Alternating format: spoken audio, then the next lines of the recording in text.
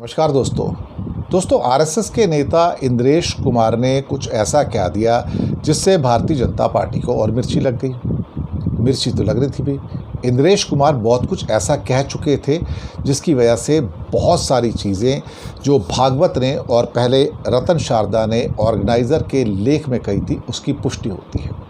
एक किस्म से इन तीनों नेताओं ने, भागवत ने, रतन शारदा ने और उसके बाद इंद्रेश कुमार आरएसएस के पदाधिकारी ने जो बातें कही कि मोदी जी अहंकारी हो चुके हैं और भगवान राम ने जो अहंकारी थे उनको 240 पे समेट दिया। ये शब्द बड़े शब्द हैं, कहीं ना कहीं चोट पहुंचाने वाले हैं, पर मुझे नहीं लगता कि मोदी के ऊपर इसका कोई असर पड़ेगा। मोदी अब एक ऐसे चिकने घड़े हैं जिनके ऊपर किसी चीज़ का असर पड़ता नहीं।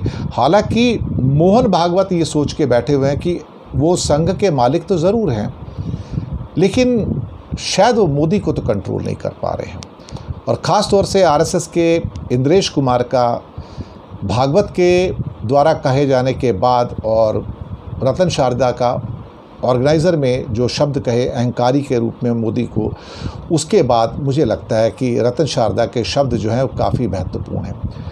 उनका कहना था जिन्होंने राम का विरोध किया उनमें से राम ने किसी को भी शक्ति नहीं दी और तुम सफल नहीं हुए।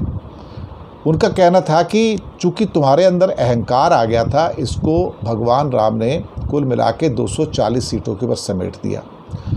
लल्लू सिंह जो अयोध्या से हारे बीजेपी के, उनको कहा कि उसने जनता के ऊपर जुल्म किए, उसने जनता के ऊपर जुल्म किए, इसलिए भगवान राम ने कहा तुम 5 साल विश्राम करो, अगली बार देख लेंगे। अब ये मुझे लगता है कि काफ़ी महत्वपूर्ण वाक्य थे।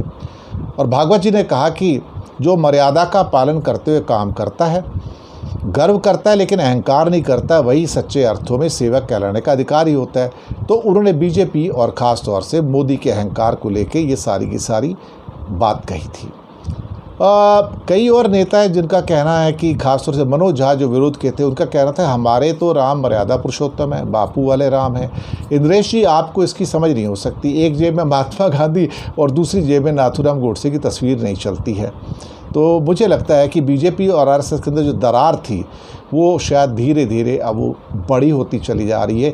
और ख़ास तौर से 3 दिन के अंदर 3 लगातार अटैक होना, पहले भागवत के द्वारा, फिर उसके बाद रतन शारदा के लेख के द्वारा ऑर्गेनाइज़र में, फिर उसके बाद इंद्रेश कुमार के द्वारा इसका एक बड़ा जो है क्या कहते हैं कि अटैक करना, और उसके बाद ख़ास तौर से महाराष्ट्र सरकार में एक बीजेपी के एक नेता सुधीर मुनगंटीवार का कहना है कि भारतीय जनता पार्टी और संघ के बीच में अनुभव होने का प्रश्न ही नहीं पैदा होता है। और मुझे नहीं लगता कि भारतीय जनता पार्टी और संघ के बीच में कोई संघर्ष है।